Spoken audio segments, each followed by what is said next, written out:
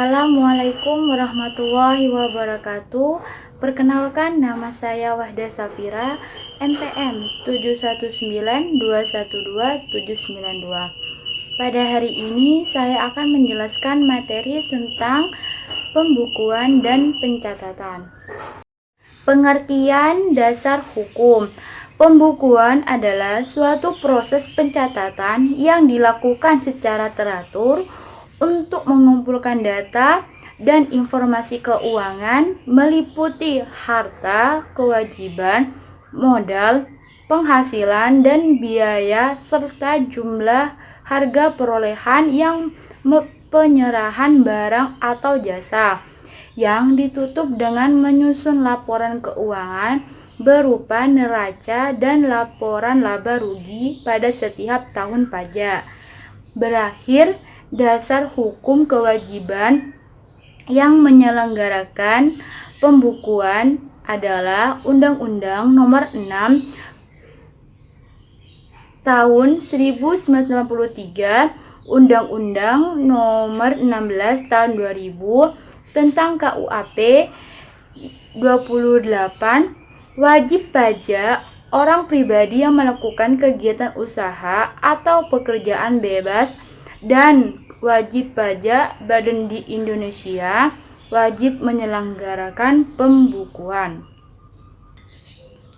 Pembukuan merupakan proses pencatatan secara teratur untuk mengumpulkan data dan informasi tentang keadaan harta, kewajiban, modal, penghasilan, dan biaya penjualan dan pembelian, harga perolehan dan penyerahan barang kena pajak BKP dan jasa kena pajak JKP.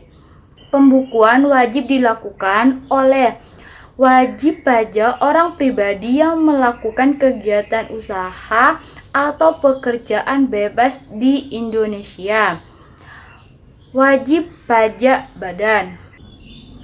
Pengecualian pembukuan dikecualikan dari kewajiban pembukuan, tetapi wajib melakukan pencatatan adalah WPOP melakukan kegiatan usaha atau pekerjaan bebas yang diperbolehkan menghitung penghasilan neto dengan menggunakan norma penghitungan penghasilan neto, yaitu yang peredarannya kurang dari Rp per tahun. WPOP yang tidak melakukan kegiatan usaha atau pekerjaan bebas dikecualikan dari kewajiban menyelenggarakan pembukuan atau pencatatan adalah wajib pajak orang pribadi yang tidak wajib menyampaikan SPT.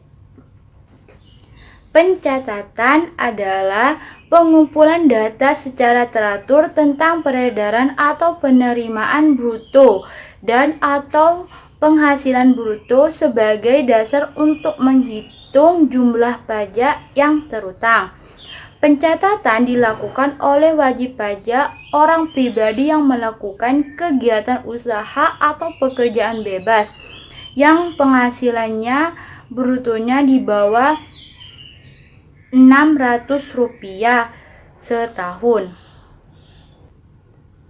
Tujuan pembukuan atau pencatatan.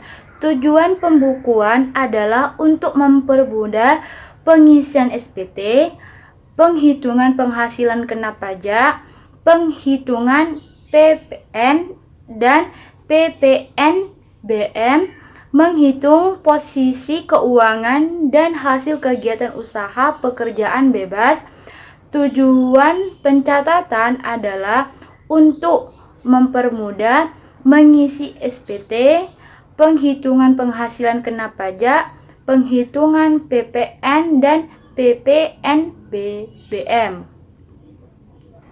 Syarat-syarat pembukuan atau pencatatan sekurang-kurangnya terdiri dari catatan yang dikerjakan secara teratur mengenai keadaan kas dan bank, daftar utang dan penghitung, penghitungan daftar persediaan barang pada akhir tahun pajak, membuat neraca dan laporan laba rugi.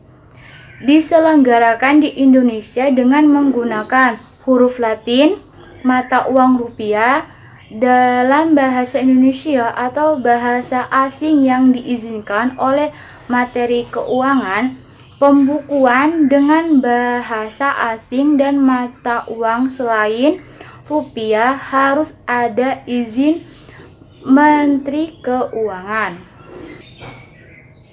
Pembukuan disusun dengan prinsip taat asas dan dengan stelsel akrual atau stelsel kas. Perubahan metode pembukuan dan tahun buku harus ada persetujuan Direktur Jenderal Pajak. Buku-buku, catatan-catatan, dokumen-dokumen yang menjadi dasar pembukuan atau pencatatan dan dokumen lain harus disimpan di Indonesia selama 10 tahun. Pembukuan dalam bahasa asing dan mata uang selain rupiah. Pembukuan adalah bahasa asing dan mata uang selain rupiah diperbolehkan setelah mendapatkan izin dari Menteri Keuangan yang dilimpahkan kepada Direktur Jenderal Pajak, yaitu untuk WP dalam rangka penanaman modal asing PMA, kontrak kerja KK untuk perusahaan pertambangan, kontrak bagi hasil KBH untuk perusahaan pertambangan dan migas, bentuk usaha tetap BUT. WP yang berafiliasi dengan perusahaan induk luar negeri. WP harus mengajukan izin kepada Dirjen Pajak paling lambat 3 bulan sebelum tahun buku dimulai atau 3 bulan sejak tanggal pendirian WP baru. Bahasa asing dan mata uang selain rupiah yang diperkenakan untuk pembukuan ini adalah bahasa Inggris dan mata uang dolar Amerika Serikat. Sanksi dan sanksi pidana. Wajib pajak tidak menyelenggarakan pembukuan atau pencatatan, tidak memperlihatkan atau meminjamkan buku atau catatan atau dokumen sebagai dasar pembukuan sehingga tidak dapat diketahui besarnya pajak terutang. Pajak terutang ditetapkan dengan surat ketetapan pajak SKP. Mengacu ke pasal 39 UUD KUAP, jika dengan sengaja memperlihatkan pembukuan, pencatatan, atau dokumen lain yang palsu atau dipalsukan seolah-olah benar atau tidak menyelenggarakan pembukuan atau pencatatan, tidak memperlihatkan atau tidak meminjamkan buku, catatan, atau dokumen lainnya, sehingga menimbulkan kerugian negara, diancam pidana penjara maksimal 6 tahun dan denda setinggi-tinggi 4 kali pajak terutang. Pengurangan penghasilan bruto. Menurut Undang-Undang PPH Pasal 6 Ayat 1, besarnya penghasilan kena pajak bagi WPDN dan BUT ditentukan berdasarkan penghasilan bruto dikurangi biaya M3 mendapatkan, menagih, dan memelihara. Penghasilan, biaya pembelian bahan, biaya berkenaan pekerjaan atau jasa termasuk upah gaji, honorarium, bonus, gratifikasi, dan tunjangan yang diberikan dalam bentuk uang, bunga, sewa, royalti, biaya perjalanan, biaya pengolahan limbah, premi asuransi, biaya administrasi pajak, kecuali pajak penghasilan. Disebut juga sebagai biaya yang berhubungan langsung dengan kegiatan usaha. Pengurangan penghasilan bruto, penyusutan dan amortisasi luaran kepada dana pensiun pendirian telah disahkan Menkau. Kerugian karena penjualan atau pengalihan harta yang dimiliki dalam perusahaan, kerugian karena selisih kurs mata uang asing jika WP menggunakan sistem pembukuan berdasarkan kurs tetap kurs historis. Pembenaan kerugian dilakukan pada saat realisasi atas perkiraan mata uang asing tersebut. Jika WP menggunakan sistem pembukuan berdasarkan kurs tengah BI, maka pengakuan biaya pada akhir tahun pajak biaya perusahaan dilakukan di Indonesia. Biaya beasiswa, magang, dan pelatihan untuk meningkatkan SDM, piutang yang nyata-nyata tidak dapat ditagih. Bukan biaya fiskal. Menurut Undang-Undang PH Pasal 9 Ayat 1, untuk menentukan besarnya penghasilan kena pajak bagi WP dalam negeri dan BUT tidak boleh dikurangkan. Pembagian laba dengan nama dan dalam bentuk apapun seperti dividen, termasuk dividen yang dibayarkan oleh perusahaan asuransi kepada pemegang polisi dengan pembagian SHU koperasi. Biaya yang dibebankan untuk kepentingan pribadi pemegang saham sekutu anggota. Pembentukan atau pemukuan dana cadang kecuali cadangan piutang tak tertagih untuk usaha bank dan leasing, cadangan untuk perusahaan asuransi, cadangan biaya reklamasi untuk perusahaan tambang. Yang ditentukan diatur dengan keputusan Menko Premi Asuransi Kesehatan Kecelakaan Jiwa Dwiguna beasiswa yang dibayar oleh WPOP, kecuali jika dibayar pemberi kerja dianggap penambah penghasilan dan bagi perusahaan dapat dibiayakan. Penggantian atau imbalan sehubungan dengan pekerjaan atau jasa dalam bentuk natura atau kenikmatan, kecuali makan atau minum bagi seluruh pegawai dan natura kenikmatan di daerah tertentu dan berkaitan dengan pelaksanaan pekerjaan ditetapkan dengan Kemenku. Natura atau kenikmatan di daerah tertentu adalah di daerah terpencil di mana natura atau kenikmatan dapat dijadikan sebagai biaya meliputi tempat tinggal, termasuk perumahan bagi pegawai dan keluarga, pelayanan kesehatan, pendidikan bagi pegawai atau keluarga, pengangkutan, fasilitas olahraga bagi pegawai dan keluarga. Selain itu, natura atau kenikmatan yang boleh dijadikan biaya adalah pakaian dan perlengkapan untuk keselamatan kerja, pakaian seragam satpam, antar jemput karyawan, penginapan untuk awal kapal yang sejenisnya.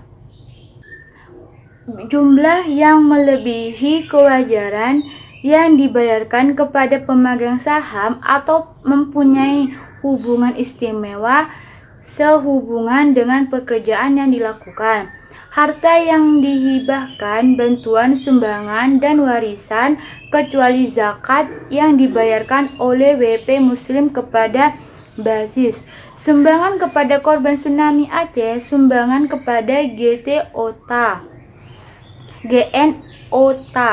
pajak penghasilan, biaya untuk kepentingan pribadi WP atau tanggungannya, gaji yang dibayarkan kepada anggota persekutuan firma, persekutuan komanditer yang modalnya tidak terbagi atas HAM, sanksi administrasi berupa bunga, denda, dan kenaikan, serta sanksi pidana berupa denda. Koreksi fiskal terjadi jika peraturan perundang-undangan perpajakan tidak mengaku biaya yang dikeluarkan oleh perusahaan sebagai biaya non-deductible expense. Kondisi penyesuaian koreksi fiskal karena beda tetap. Beda tetap merupakan perbedaan pengakuan baik penghasilan berupa biaya antara akuntansi komersial, ketentuan undang-undang pajak, penghasilan PPh yang sifatnya permanen, artinya koreksi fiskal yang dilakukan tidak akan diperhitungkan dengan laba kena pajak. Dengan kata lain, dalam beda tetap ini penghasilan dan biaya yang diakui dalam penghitungan laba neto. Akuntansi komersial tidak diakui penghitungan akuntansi pajak. Contohnya, penghasilan yang menimbulkan beda tetap adalah hibah, sumbangan, dan penghasilan bunga deposito. Adapun contoh biaya menimbulkan beda tetap adalah biaya sanksi perpajakan tanpa daftar nominatif, pengeluaran yang tidak ada kaitannya dengan kegiatan perusahaan. Karena beda waktu. Beda waktu merupakan perbedaan pengakuan baik penghasilan maupun biaya antara akuntansi komersial dengan ketentuan undang-undang PPh yang sifatnya sementara. Artinya, koreksi fiskal yang dilakukan perhitungan dengan laba kena pajak. Dalam waktu ini, penghasilan dan biaya yang dapat diakui saat ini oleh akuntansi komersial atau sebaiknya tidak dapat diakui sekaligus oleh akuntansi pajak biaya karena perbedaan metode pengakuan. Contoh penghasilan yang menimbulkan beda waktu adalah pendapatan laba selisih kurs, sementara untuk contoh biaya adalah biaya penyusutan dan biaya sewa. Jenis penyesuaian fiskal. Secara sederhana, koreksi fiskal positif menyebabkan laba kena pajak akan bertambah atau dengan kata lain menyebabkan penambahan PPh terutang. Jadi koreksi positif akan menambahkan pendapatan dan mengurangi atau mengeluarkan biaya yang sekiranya harus diakui secara fiskal. Secara rinci, koreksi positif umumnya disebabkan oleh biaya-biaya yang tidak diperkenakan oleh pajak sebagai diatur dalam pasal 9 Undang-Undang PH. Biaya tersebut diantaranya biaya yang dibebankan atau dikeluarkan untuk kepentingan pribadi, wajib pajak, atau orang menjadi tanggungannya, dana cadangan, pengganti atau imbalan sehubungan dengan pekerjaan atau jasa yang diberikan dalam bentuk natura atau kenikmatan.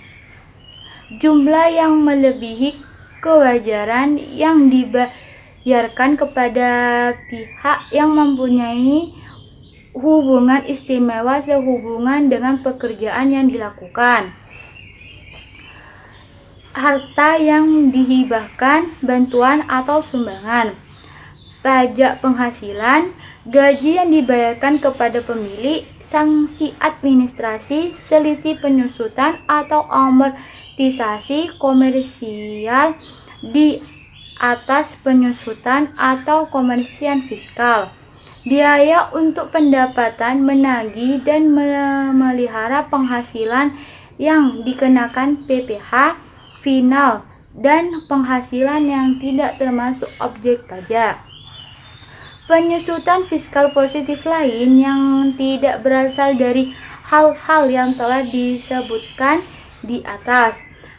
Sebaliknya, koreksi negatif yang menyebabkan laba kena pajak berkurang atau pengurangan PPh terutang. Hal ini disebabkan oleh pendapatan komersil yang lebih tinggi daripada pendapatan fiskal, biaya-biaya komersial yang lebih kecil daripada biaya-biaya fiskal. Rekonsiliasi fiskal merupakan proses rekonsiliasi atau laporan keuangan komersil untuk mengoreksi penghasilan dan yang tidak diakui oleh peraturan undang-undangan perpajakan. Hal ini, rekonsiliasi fiskal adalah laporan keuangan fiskal. Itulah penjelasan saya pada materi hari ini. Saya mohon maaf bila ada kesalahan. Wassalamualaikum warahmatullahi wabarakatuh.